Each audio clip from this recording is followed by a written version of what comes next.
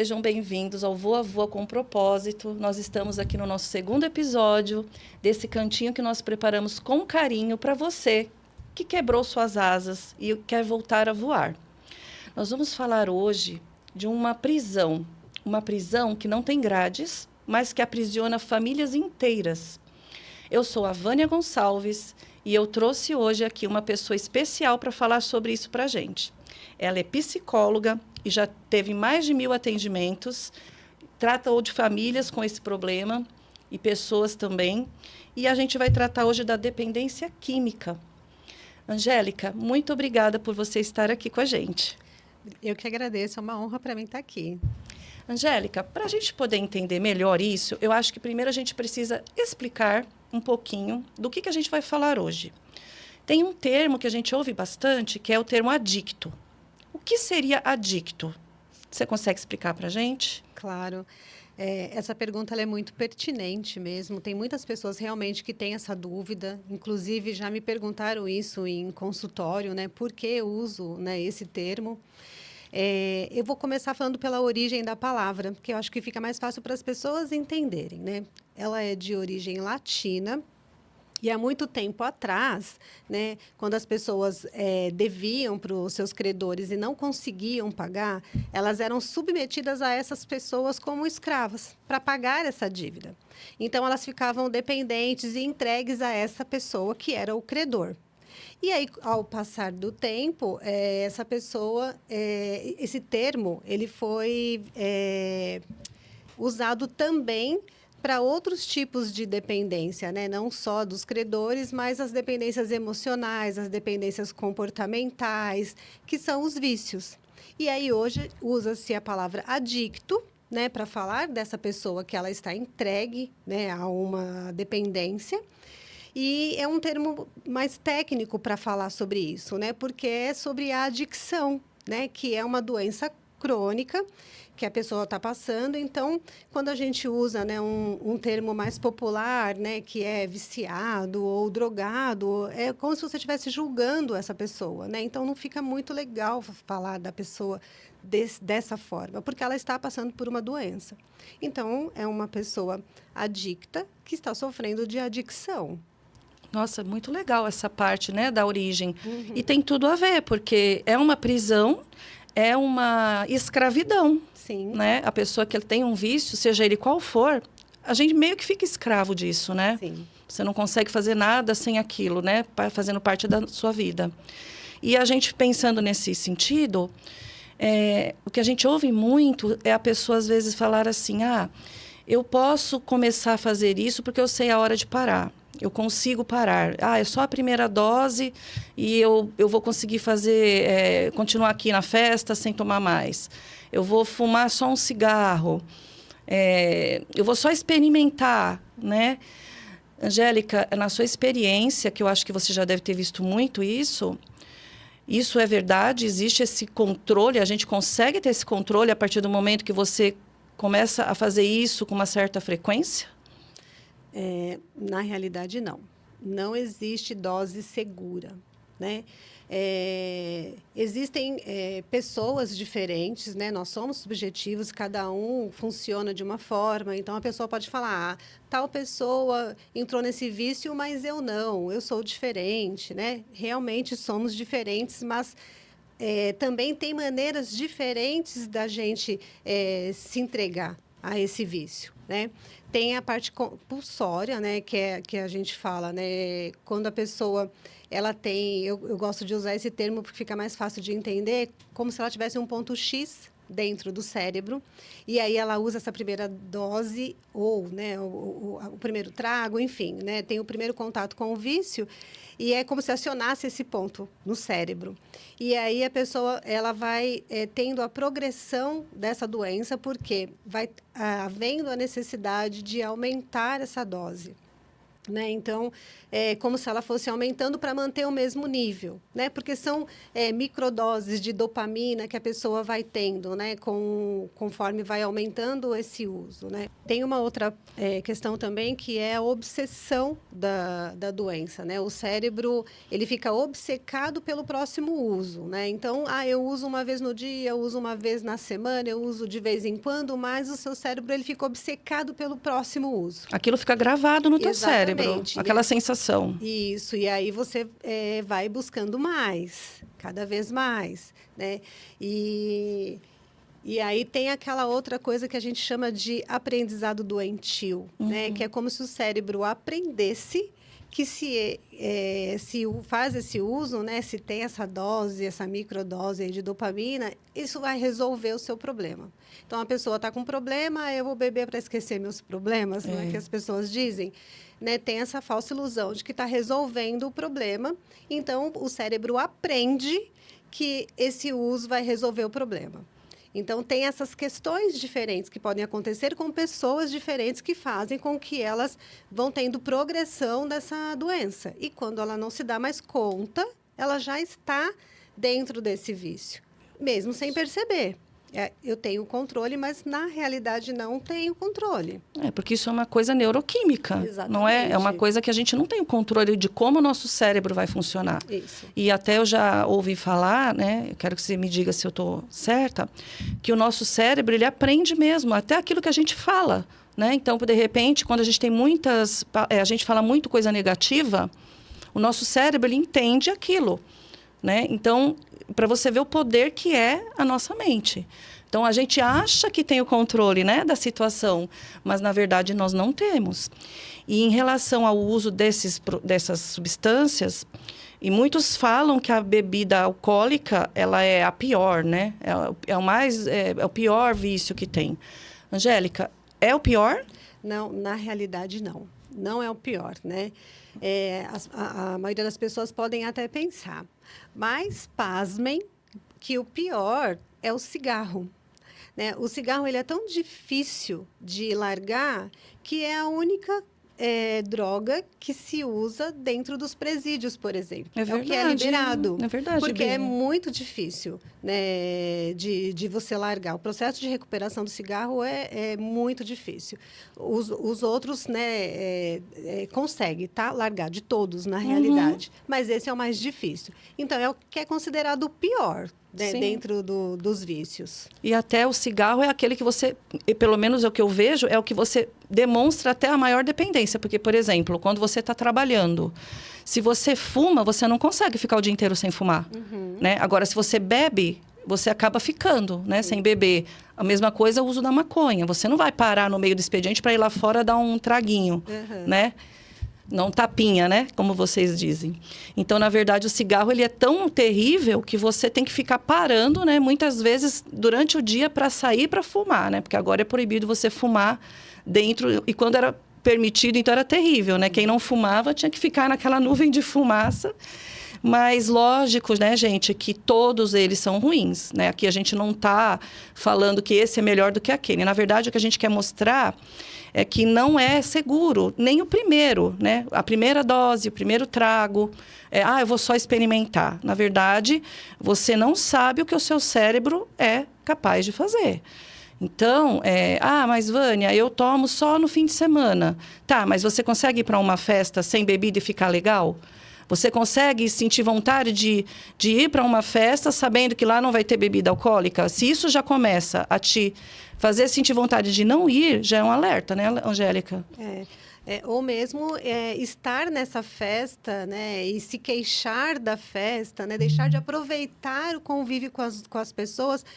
Ai, que festa chata, não tem nada para beber. Né? Isso acontece. Exatamente, a gente ouve muito, né? É comum isso até, né? Então, será que a festa é chata ou será que eu estou dependente de alguma coisa? Você vê que é sutil, né? É se perguntar isso, né? Então, assim, isso daí é a parte que eu falo. Será que não está naquela parte da obsessão do cérebro? O seu cérebro está esperando pela próxima dose? Nossa, então, ele certo. sabe que você vai para uma festa e lá vai ter a bebida. Eu vou sentir essa sensação de prazer, né? Então, é como você falou, como é sutil. É muito sutil, porque você não pensa que isso é uma coisa que já pode estar te levando a uma dependência de uma certa forma. Exatamente. Porque a gente tem essa mania de se comparar, mas eu não sou um bêbado, eu não vivo caindo. Mas a dependência não é sobre isso. A dependência é sobre você não conseguir ter uma vida, ter um momento feliz, às vezes, com a família, sem ter aquilo, né? Então, assim, isso já é uma dependência, isso já é uma prisão. E pasmem, gente, isso pode trazer muitos prejuízos, porque eu já vi casos de, sei lá, pessoas não conseguirem voltar com a família para casa porque estava dirigindo e a esposa e o filho ter que voltar de Uber e deixar a pessoa no local. Então, imagina, é constrangedor, né? Fora que eu acho que o álcool, ele deixa você... eu não sei, parece que afloram coisas, né? Alguns comportamentos que você não teria se você tivesse sóbrio. Não é, Angélica? Eu já vejo assim, a pessoa fica mais... é legal ficar descontraído, mas será que é tão legal, Angélica? É verdade, né? Então, são reflexões, né? Para quem está nos ouvindo, pensar em qual desses locais eu estou, né? Em quais, né, dessas situações eu estou, né? Eu consigo mesmo estar, né, num convívio, no caso da bebida, numa festa, né, por exemplo. Refletir sobre isso, né? No caso da maconha também, né? Já aproveita e fala um pouquinho para a gente da maconha, então. Eu queria já que você falasse. Porque a maconha também tem isso, né? Tem pessoas que, eu só fumo maconha, só fico na maconha. E a maconha, ela depende muito da quantidade, né? Da frequência e da idade que a pessoa tá, né? Para dizer se ela é segura ou não, né? Ela tem efeitos também imediatos, por exemplo, né? Comparando maconha com cigarro, por exemplo, tem um nível de alcatrão muito maior do que o tabaco, a maconha. Nossa, eu não sabia, Angélica. Então, assim, para efeito imediato, a pessoa ela tem a parte cognitiva, né? Ela já fica diferente, né? A pessoa perde coordenação motora, isso de imediato, né? Dá essa sensação de prazer, né? E aí a pessoa fica comprometida, por exemplo, para ir embora de carro, né? Sim. Como você falou do álcool, na maconha, por mais que você não perceba, você está comprometido. Eu quero te falar uma coisa nesse momento. Tá. E eu já vi muita gente usando a maconha enquanto dirige. Eu vejo, às vezes, a gente está no carro, você olha para o lado, às vezes o motorista está ali usando a maconha e dirigindo. Então, isso também atrapalha no reflexo dele? Mexe com o reflexo, porque você está com a cognição comprometida, né? Um ponto cego, uma reação que você precisa tomar de imediato enquanto você está ao volante pode comprometer. Né? Então, assim, não é seguro. Para efeito imediato, a pessoa não fala, eu fico legal, né? Não, então, assim, você mesmo percebe que você está com a sua parte cognitiva comprometida ali, de imediato, né? E aí, a médio prazo, a pessoa ela pode ficar comprometida também com ansiedade, com depressão, né? Tem efeitos que alucinam, né? A longo prazo, pode causar doenças mentais crônicas, como a esquizofrenia, por exemplo. Nossa, né? Isso aí é muito sério, né? Então, assim, muito tempo, né? Então, traz esses outros transtornos, né? Que é a depressão, a ansiedade, a esquizofrenia, porque a pessoa ela entra num estado de apatia, ela perde a vontade, ela não rende mais se está estudando na escola, na faculdade, no trabalho, né? Não tem mais interesse pelas coisas que ela tinha antigamente. Você cria um transtorno de abuso com a própria droga, porque é como se a droga fosse o centro da sua vida. É que você vive para aquilo, né? Pensando naquilo, querendo aquilo, né? Então, olha quanto comprometimento traz para a pessoa, né? Um adolescente, ele não tem o cérebro totalmente formado, né? Então, se ele faz esse uso contínuo e é muito, pesquisas científicas comprovam que há uma diminuição do QI, Então, diminui o QI também, né, compromete, né, a sua memória, a sua atenção. Então, assim, tem efeitos ruins. Então, né? não é tão assim como o pessoal romantiza. Ah, é natural, né? Então, o cigarro é pior. Uns falam assim, ah, mas eu não fumo, eu só fumo maconha. É engraçado até, né? E eu não sabia dessa questão do nível de alcatrão, Sim. né? Que é até maior. Você vê que tem muita coisa que a gente não sabe. E assim, fiquem atentos ao comportamento dos filhos, né? Quem tem filhos adolescentes, se você está percebendo que o rendimento está diminuindo, né? Porque geralmente na escola... Infelizmente, eles acabam, às vezes, tendo o primeiro contato, né? E aí, para fazer parte do grupo, né? Aí vai, experimenta, e depois tem mais a outra vez, e assim começa. Então, o comportamento, se o rendimento está caindo, é interessante olhar. Outra coisa, Angélica, que eu queria saber, que eu não sei se está certo também, que eu já percebi. Você já falou até um pouquinho sobre a questão da esquizofrenia, né? Que pode levar a essas doenças. Mas a gente pode dizer que a droga seria um alívio que a pessoa busca de forma errada para alguma coisa que ela esteja sentindo. Então, seria assim, um remédio errado para uma dor, para uma frustração, e que isso possa gerar, então, outros tipos de transtorno. Por exemplo, eu já ouvi dizer também que o TDAH, ele tem muito essa questão, acho que talvez pela busca da dopamina, a pessoa acaba, às vezes, entrando para o uso de alguma droga. Existe essa questão também, a busca de um remédio errado para um alívio pode te levar a outros transtornos, além da ansiedade, esquizofrenia, como o TDAH, por exemplo? Ou o TDAH que faz você buscar droga? Na realidade, né, a droga não dá TDAH. Não, isso não, certo. Não, porque não tem muita acontece. gente que fala isso, então não é isso. Não dá. Não é isso. Eu sempre falo que o vício é uma busca desesperada por alívio.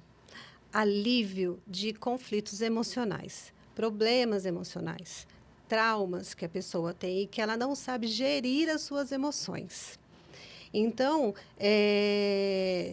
o ideal é olhar para essa questão dentro da pessoa, né? Olhar para essa questão em relação à pessoa, né? São conflitos emocionais que a pessoa não está conseguindo gerir aquilo. E aí ela busca por prazer. E aí é uma busca de prazer errada, Sim. Né, que a gente fala, né, como se fosse, né, o remédio, digamos assim, como você falou. Então, e aí como tem essas microdoses de dopamina e traz essa sensação de prazer, é como se eu esquecesse esses problemas e eu fugisse desses problemas, né? E aí vai acontecendo a progressão. Os problemas, eles continuam, né? Eu costumo dizer que a gente tem problemas, todos temos e vamos ter até o resto da nossa vida. Sim. Então, é aprender a gerir essas emoções, né? Lidar com os nossos conflitos. Então, isso precisa ser entendido, né? Ele não gera esses transtornos, essa doença, né? Então, assim, tanto a pessoa com TDAH, quanto a pessoa com depressão, quanto a pessoa com ansiedade ou outros transtornos, elas podem buscar esse uso. Não por causa da doença Sim. em si, mas por conta dos conflitos que ela não está conseguindo gerir, não está conseguindo lidar com eles. Sim. Essa é a questão. Mas pode piorar os sintomas? Pode. No uso, né? Pode. É como eu falei dos efeitos que traz no cérebro e tudo mais. Pode piorar. Sim. Isso é verdade, porque até quando eu fui fazer o estágio lá da faculdade, a gente foi no centro de acolhimento, né? E uma das mulheres que moravam lá, ela falava que ela dormia o dia todo, porque ela não queria lembrar, né? E como que ela dormia? Ela usava, né? As drogas dela e ela dormia. Então, muitas vezes, quando eu chegava lá à noite, para fazer o trabalho que eu estava fazendo com elas, de palestras, enfim, ela estava dormindo. Então, ela não conseguia participar. Então, isso é verdade, é uma fuga, né? Então, a pessoa não quer nem lembrar da vida que tem. E aí é onde a gente entra com a parte, né, terapêutica, que a gente vai falar daqui a pouquinho. Porque tem que saber o que está acontecendo com essa pessoa. Exatamente. Né? O porquê disso. Porque eu acho assim, Angélica, ninguém está feliz fazendo isso. Eu acho que é impossível, né, a pessoa se sentir feliz. É só um momento de alívio. Mas eu acredito que isso não seja o que ela queria para ela. Com certeza, com certeza. Ninguém pensa, ai, tá muito boa a minha vida, eu vou fazer alguma coisa para piorar, para ficar ruim, Exatamente. para não ter mais o comportamento que eu tenho que tá bom. A gente nunca pensa dessa forma, Não né? pensa. É bom você ter falado que aí reforça o que eu falei sobre piorar o transtorno que a pessoa já tenha, né? No caso, eu tinha falado antes da parte do cérebro da Sim. pessoa que causa apatia, né? A falta de interesse. Então, assim, se eu sou uma pessoa que já sou deprimida, né? Eu tenho essa depressão e aí eu faço uso disso, vai me deixar muito mais com energia baixa. Então, vai piorar essa situação. Porque ele é um neurodepressor, né? Exatamente. Então, ele vai deixando a pessoa cada vez mais apática, né? É. No momento é bom, mas depois, quando passa o efeito... E se eu tenho um transtorno que me causa euforia? Pronto. Eu vou ficar mais eufórico. Quer dizer, vai potencializar. Exatamente. Potencializar. Interessante. E aí, quando a pessoa para de usar, como é que fica? Ela adquire outros transtornos, outros vícios? A gente continuando nessa questão, né, falando sobre os transtornos relacionados aos vícios, quando a pessoa está em processo de recuperação, né, ela está naquele costume, né, o cérebro, né, dentro lá do comportamento da pessoa, ter essas microdoses de dopamina, né, de ter essa sensação de prazer. Então, isso vai fazer com que ela continue, com que o cérebro continue desejando isso. E aí, ela está em processo de recuperação daquele vício que ela tinha, e aí ela pode entrar em outro vício, né? Ela pode criar outro transtorno, né? Um comum é da compulsão alimentar, por exemplo, né? A pessoa ela pode buscar no alimento essa sensação de prazer, pode criar uma obesidade, né? Tem pessoas que buscam pornografia, tudo aquilo que traz sensação de prazer para ela, ela pode buscar. Então é importante que tenha esse cuidado para que ela não caia num outro transtorno, que ela caia num outro vício, né? Eu sempre indico buscar coisas que são prazerosas, mas saudáveis, né? Com os meus pacientes é o que a gente vai trabalhando, né? Para não cair numa outra armadilha e trazer uma outra coisa que você não tinha e que vai te trazer problema também, prejuízo. Sim. É meio que substituir por coisas boas, né, Angélica? Isso. Substituir por coisas boas. Porque vai haver essa necessidade. Sim, vai continuar, né? Uhum. Aquele desejo, né? O cérebro ainda está em processo, né?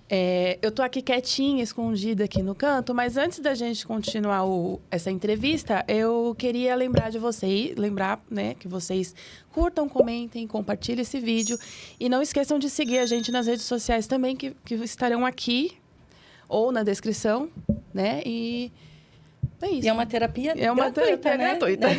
É isso Porque, mesmo. olha, você não vai encontrar um produto dessa qualidade, viu? E eu tenho certeza que você conhece alguém que pode estar sofrendo com isso. Angélica, costuma-se dizer que para cada dependente químico existem pelo menos outras 4 pessoas, né, doentes, que acabam ficando doentes juntas. Como que a família adoece e entra naquilo que chamamos de codependência sem perceber? Realmente envolve a família toda, né? Porque quando a gente fala de família, né, é uma pessoa que a gente ama, é uma pessoa do nosso círculo, né? Uma pessoa que a gente quer bem. E aí a gente começa a perceber que essa pessoa está mudando o seu comportamento, né? Ela está tendo reações que ela nunca teve. E aí você descobre, né, que ela entrou em algum vício e que geralmente, quando as pessoas, né, descobrem, a pessoa já está em colapso, ela já está colapsando, né? Porque tem aquela pessoa que está no início, tem aquela que está no intermediário, mas quando se descobre realmente, ela já está colapsando. E aí, tem toda uma rotina que a família tinha que muda, né? Essa pessoa ela passa a ficar agressiva com as pessoas dentro de casa.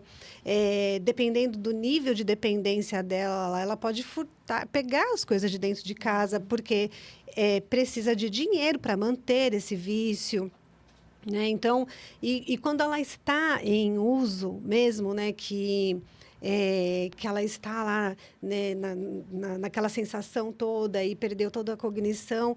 Eu digo que é como se ela não fosse ela mesma, né? Ela não tem controle nenhum dela mesma, né? Então, ela não olha para a mãe como mãe, ela não olha para o pai como pai, com o irmão como irmão, né?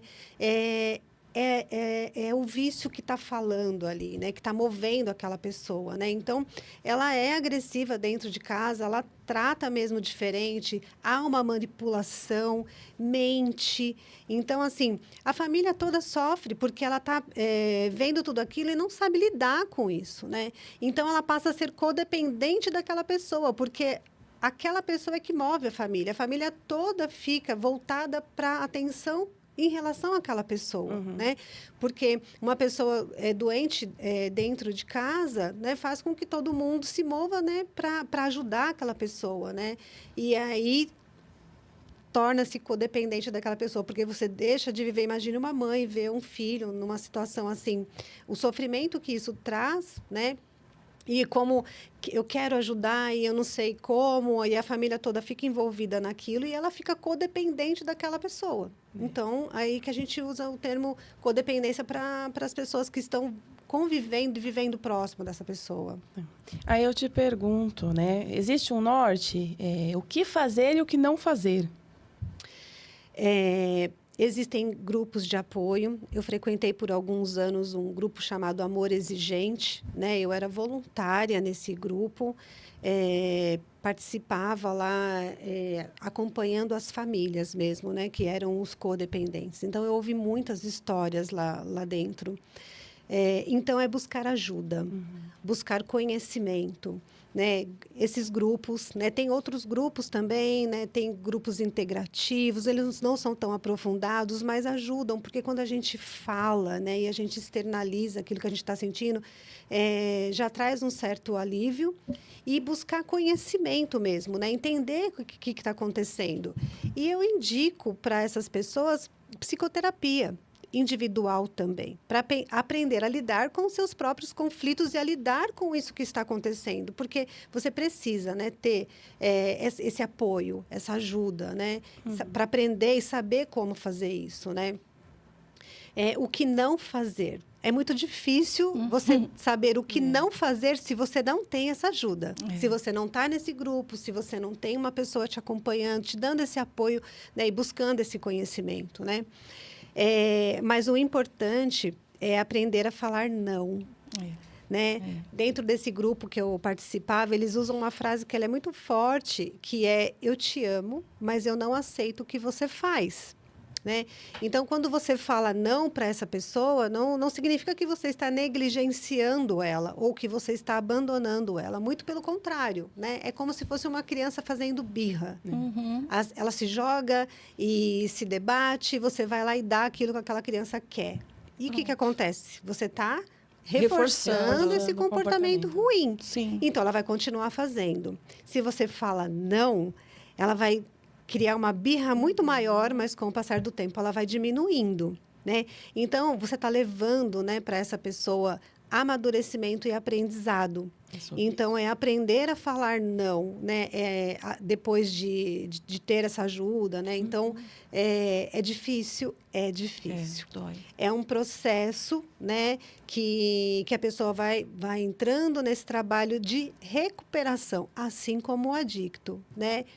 E é isso, né? O que fazer e o não fazer. Angélica, né? E aí ainda falando sobre essa parte que você falou, a questão do não, muita mãe, pai, família que vive com essa pessoa tem medo, às vezes, de falar o não, e essa pessoa, por exemplo, no caso, quando quer comprar droga, se eu não der, ele vai roubar. Se eu não der o dinheiro, ele vai fazer alguma outra coisa pior, vai se machucar. Então, assim, a gente também tem que deixar, né, claro isso para as pessoas, que isso também é uma forma de manipulação, né? Exatamente. E que a pessoa não vai se matar, né? E a gente tem isso muito na cabeça. Não, eu preciso dar porque ele vai roubar, ele vai fazer o pior. E assim, eu não sei, eu acho que se ele tiver que fazer, ele vai fazer, né? Não é o seu não ou o seu sim. É isso? Exatamente. É como eu falei, quando a pessoa, né, ela está em uso, ela está fora de si. E a gente não tem controle sobre o outro, né? Então, tem situações em que a gente precisa entender que, não tendo controle do outro, a gente não tem poder sobre o querer dela e sobre a escolha que ela faz da própria vida. Então, são escolhas da pessoa e que você precisa respeitar, né? Eu costumo dizer que quando a gente chega no fundo do poço, a gente só tem um caminho, que é impulsionar para cima. Você não tem para onde ir. E muitas vezes a pessoa precisa chegar lá e estar lá para que ela se impulsione, né? Para que ela se veja numa situação em que ela reconheça que ela não está bem e que ela precisa dessa ajuda e desse apoio. Pode né? doer para os pais, mas Com certeza, não é fácil. Dói muito você ver um filho seu indo por um caminho ou para o fundo do poço ao qual você não tem controle nenhum. E é como você disse, você falando sim ou não, ele vai seguir por esse caminho se for uma escolha e um querer dele. Ele vai fazer aquilo que ele quer. Exatamente. Não é aquele seu não, né? Que você vai dizer que vai fazer, reforçar o desejo dele. Exatamente. Na verdade, o não pode ser o único caminho para ele se recuperar, né, Angélica? Exatamente. É isso. E aqui a gente não está julgando ninguém, porque a gente sabe que é muito difícil, gente. Aqui não é julgamento para quem não consegue falar o não. Na verdade, a gente quer te ajudar a pensar um pouco diferente e ouvir que tem, sim, o não, um poder muito grande nessa ajuda que você pode dar para essa pessoa, não é? E a gente precisa deixar isso claro, não é um julgamento. As famílias não têm culpa. Não tem culpa. Os pais não têm culpa, né? Há essa culpabilização, né? Isso, da própria pessoa, né? Ou as outras pessoas, né? Que as pessoas se culpam, né, Angélica? Muito. Sim, e até Onde quem está eu errei. próximo, né? Um familiar que não convive e fala, a culpa é que não cuidou, que não olhou, deu tudo, né? Passou a mão na cabeça. E não é passar a mão na cabeça, né? Não há essa culpa, né?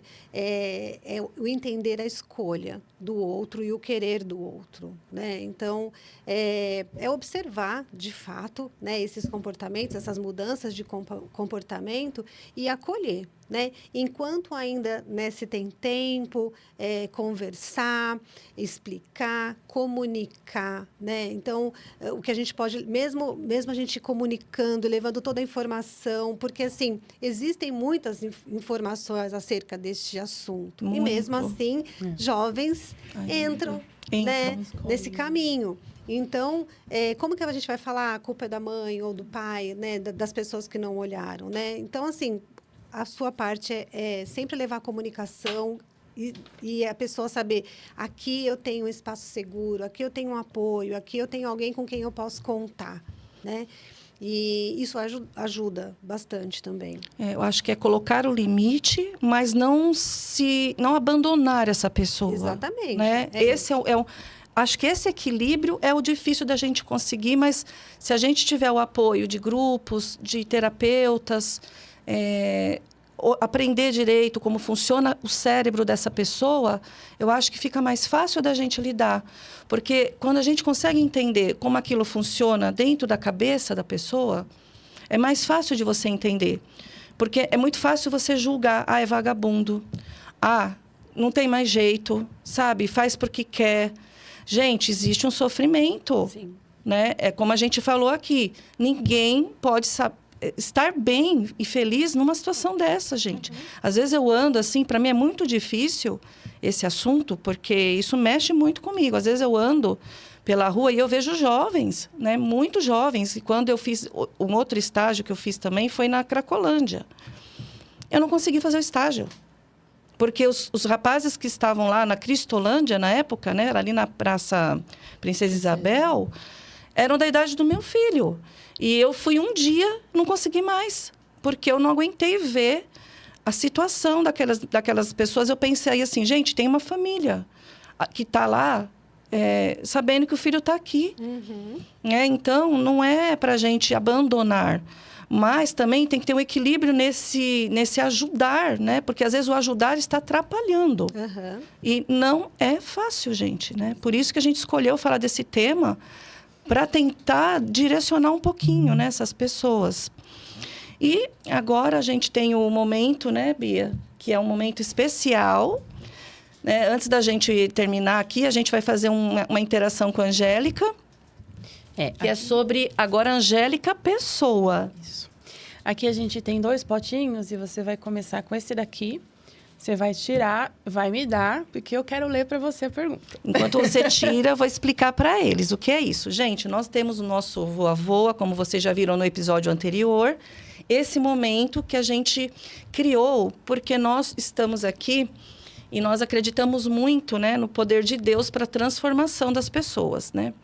Então, nós queremos ter esse momento que a Angélica vai falar, né, os nossos convidados falam, e, na sequência, Deus vai falar com ela através do outro recado que está aqui. Então, nós acreditamos que não existe nada que Deus não possa fazer. Se a pessoa chegou até esse ponto e ela tem vida ainda, existe esperança. Nós podemos ser instrumentos tanto para o bem ou para o mal nessa vida. Então, enquanto tem aqui o ser humano, existe um Deus trabalhando também, né? Onde a nossa força termina, a dele entra. Então, esse é o momento em que a gente dá uma paradinha e a gente vai ouvir um pouquinho da Angélica, ser humano, porque eu tenho certeza que ela vivenciou muita coisa que influenciou no que ela é hoje, né? E depois a gente vai ouvir o que Deus tem para falar para a gente hoje, através desse pote aqui, que a gente chama do nosso plano de voo. Aqui a gente tem o plano de voo para sair dessas grades que a gente vive, né, na nossa vida. Vamos lá.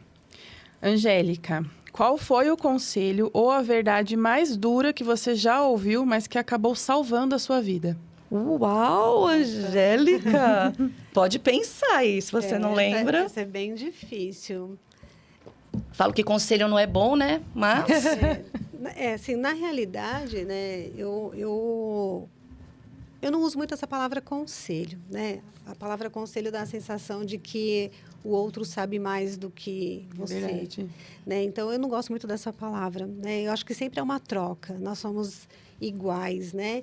Em habilidades e talentos e defeitos, todos nós temos, né? Então, eu gosto dessa troca. Coisas que eu não sei e a outra que traz para mim.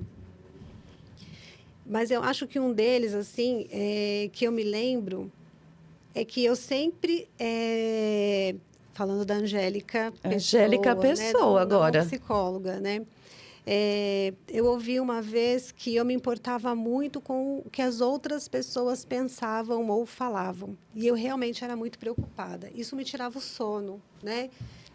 De não dormir mesmo, assim, né? O que aquela pessoa está pensando, o que aquela pessoa, né, vai falar de mim. E nisso você busca uma perfeição para que as pessoas não falem de você. E essa coisa de tirar o sono ou ficar ruminando isso na sua cabeça te traz muito sofrimento, né? E depois de ter ouvido isso, né, você precisa aprender sobre você mesmo, né? Se olhar e saber quem é você. E o que a outra pessoa fala é sobre ela, não é sobre você, né? Então, eu vivi isso. E aí eu comecei a refletir sobre isso e quando eu precisava fazer alguma coisa ou ouvir alguma coisa de alguém, eu refletia, né, se isso tinha mesmo a ver comigo ou não, se eu precisava me importar com aquilo ou não, se ia mudar a minha vida ou não, qual influência isso teria sobre mim.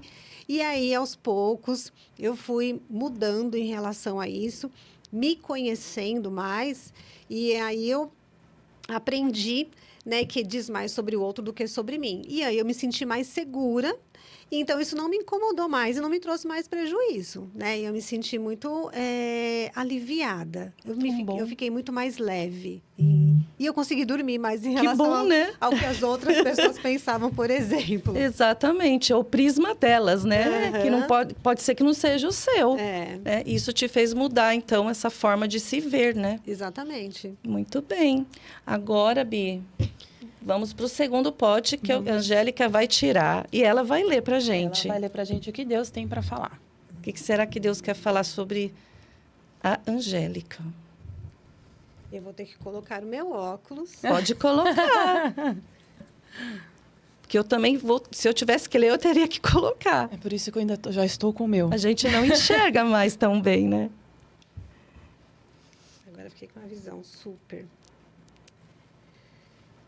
Porque o perverso é abominável ao Senhor, mas com os sinceros ele tem intimidade. Provérbios 3, 32. Que lindo! Então, é aquilo, né? Pelo que você acabou de falar de uma coisa que você tem. Se importar tanto com as pessoas, né? Apesar de ser algo que é ruim, num certo ponto, né? Te traz, assim, incômodo, mostra que você é uma pessoa que tem sinceridade e gosta de acolher. Tanto que você escolheu a profissão que você escolheu, né? Então, acho que o que Deus está te falando aí hoje é que ter essa intimidade com Deus, né? Te traz essa paz também, né? Exato. Você olhar para o próximo, né? Então, o perverso é aquele que ele não pensa no outro, né? A Bíblia fala sobre isso, né? Que nos últimos dias as pessoas seriam muito perversas. Então, hoje eu vejo o trabalho do psicólogo como a contramão do que o mundo é hoje, né? É você conseguir olhar para alguém, vamos colocar até no tema de hoje, que está ali, às vezes, jogado na rua, né, gente? Eu estou chegando nos extremos, tá? E você fala, não, essa pessoa tem jeito, né? Essa pessoa pode sim sair daqui. Essa pessoa, a vida dela não termina aqui. Então, eu acho que essa sinceridade, esse acolhimento, é só Deus mesmo que pode dar. Porque a gente não é bom naturalmente, né? Então, eu acho que os psicólogos são anjos. Eu sou suspeita, né? Porque eu gosto muito disso. E se eu não acreditasse em mudanças, eu não seria psicóloga. Não seria psicóloga. Né? E eu já vi essas mudanças acontecerem. Eu já vi isso acontecer, isso acontece. Às vezes a pessoa pensa, não tem mais jeito. Tem, né? então, é realmente olhar para essa pessoa com uma necessidade ao qual a gente pode realmente dar o apoio e ajudar quando a gente busca. E que linda essa palavra, assim, né? Buscar essa intimidade, essa preocupação. A preocupação que eu tinha era com o que elas pensavam e falavam de mim e de querer agradar mesmo, assim. Mas isso não significa não se importar com o outro, ou não ter compaixão com o outro, né? Porque, como você diz, a profissão, ela fala disso mesmo, né? A gente está ali para caminhar junto, né? A gente leva essa orientação e dá a mão para o paciente e vai junto com ele, né? Que eu sempre falo, é uma troca que eu costumo ter com os meus pacientes. Então, a gente dá a mão e caminha junto, né? E outra coisa que eu acho que tem a ver com a sua profissão é que Deus não desiste da gente. Não. Né? E vocês também não desistem de nós. Né? Então, você fala assim, puxa, eu não vou largar sua mão enquanto eu não ver você levantar. Isso até me arrepiou aqui. Não é? Muito lindo. Deus, ele não desiste. E vocês não desistem. Porque muitas vezes a gente chega... gente, ela é minha psicóloga. Eu vou precisar contar isso. A gente chega tão mal, né? E a gente não vê mais jeito, né? No meu caso, até, eu cheguei a desejar a morte mesmo, quando eu cheguei para a Angélica. E hoje, ela vendo que eu... Faz o quê? 1 ano, Angélica, que a gente está juntas? Ela falou essa semana para mim que a gente está há 1 ano. E eu não podia imaginar, né, que eu estaria como eu estou. Claro que eu ainda não estou bem. Falei para ela, não quero alta. Não quero alta. Mas ela não desistiu de mim. Então, é bom a gente ter Deus, mas a gente precisa do ser humano, né? Então, assim, eu acredito que você é o que Deus é pra gente, sabe? Você e todas as pessoas que escolheram esse caminho.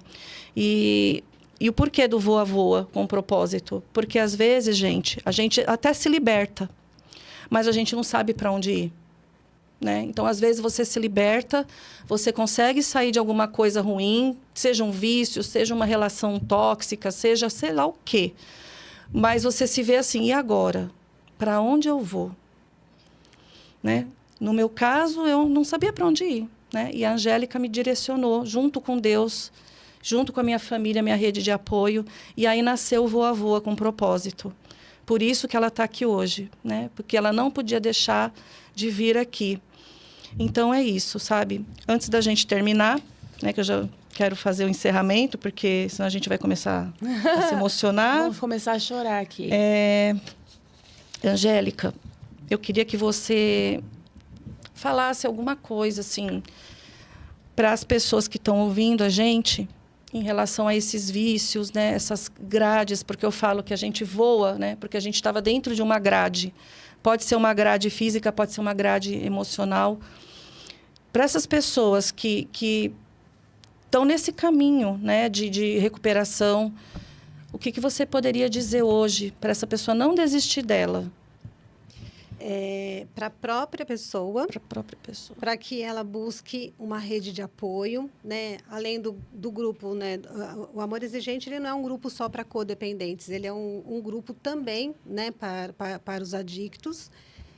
Também tem, né? O NA, né? Tem uns outros grupos que eles também podem, né, buscar nessa rede de apoio, né? Buscar ajuda de um psicólogo, né? Tanto para o adicto quanto para os codependentes, assim. Buscar mesmo esse conhecimento, né? Saber quem são as pessoas que podem te ajudar, né? Adquirir esse conhecimento e esse aprendizado, né? É bastante importante para que você não fique sem um norte, para que você não fique perdido, né? E saber, né? Entender, né? Qual grau essa pessoa está, né? Do que ela realmente precisa, né? Geralmente sempre busca quando está lá já, né, colapsando, como eu falei, mas se você está percebendo alguma coisa, é buscar ajuda mesmo, né? Buscar ajuda, a gente não está sozinho, né? Não estamos sozinhos, né? Então, entender quando a gente precisa mesmo e tem uma necessidade e buscar mesmo, né? Não tentar sozinho. Há raras exceções, né, que acontecem, mas é muito difícil, né? Sozinho a gente não consegue. Difícil, é muito difícil. E, Angélica, deixa o seu telefone, porque você ainda tem como atender, tem horário. Deixa o seu número. Eu vou deixar, eu montei agora, tá, gente? Um Instagram para mim. Agora a gente vai achar a Angélica. Ele tá até fresquinho, eu comecei agora, então tem pouco tempo, ainda estou colocando coisas lá, né? Que é @psiangélicasantana. Certo. Né? Esse é o meu Instagram. Aí, se você não quiser dar o telefone, tudo bem. As pessoas podem agendar por ali. Eu deixo um e-mail também, então Tá. a pessoa pode deixar, né, lá no meu Instagram, né, uma mensagem. Eu costumo falar para as pessoas que eu posso não responder na hora, mas eu respondo sempre. Sim. E o meu e-mail, que é o psiangélicasantana@outlook.com. Tá ótimo. Nós vamos deixar, né, Bi? Aqui os contatos da Angélica. Eu super recomendo a Angélica, porque o meu caso, eu vou dizer para vocês, particularmente, eu faço terapia há muitos anos que eu sempre busquei, eu sempre dei muito valor a isso, né? Tanto que eu fiz até a faculdade, estou no último semestre de psicologia e eu sempre dei muito valor. E eu nunca tinha encontrado uma pessoa que realmente encontrasse um caminho, me ajudasse de fato.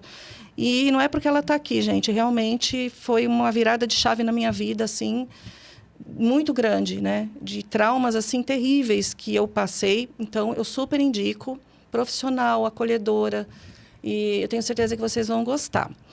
Temos uma lembrança para a Angélica, que é um presente. Muito obrigada por todo o seu conhecimento, por cuidar da minha mãe. Ai, meu Deus, a Bia é minha filha. E a gente trouxe hoje para você Olha, esse mimo. fofo. Amei, gente. Abre para você Muito ver. Obrigada. Gente, esse mimo Delícia. é baunilha. Ai, o pessoal não pode sentir o cheiro. Não aqui, tá, pode, mas é gente? maravilhoso. É muito bom o cheiro, hein? E é um presente feito por uma pessoa... É o que eu falo, Obrigada. gente. Esse projeto, ele foi feito por muitas pessoas, né? Então, tem o toquezinho de todo mundo. A Amanda, que ela preparou, né, Bia? Esse presente, que é uma velinha. Abre ela. Que tem o nomezinho, né, do projeto, que é o Voa Voa com Propósito. Aí tem um passarinho dentro, com um coraçãozinho. Então, assim, é para você não esquecer mesmo do que você fez por alguém, né? Então, é para você saber que você fez parte da história de alguém, né? Que fez aí alguém voar e para que você voe também, né? Obrigada. Porque, lógico, tem o ser humano ali que também tem os problemas, lógico, né? Ninguém vive aí 100%. E a Angélica falou, a gente está sempre, né, tratando alguma coisa, não tem jeito, né? A gente está em construção. E, gente, não esqueça de compartilhar o vídeo, de se inscrever aqui. O nosso projeto começa agora, né? É o nosso 2º episódio. E a gente só precisa disso, que vocês nos ajudem. Porque, às vezes, você não sabe como ajudar falando alguma coisa. Mas você pode mandar um vídeo, né? Pode mandar um vídeo, pode ajudar alguém. E, assim, muito obrigada. Obrigada, Angélica, Bia. E a gente espera vocês, então, no próximo episódio, tá bom? Um beijão e fiquem com Deus. Tchau.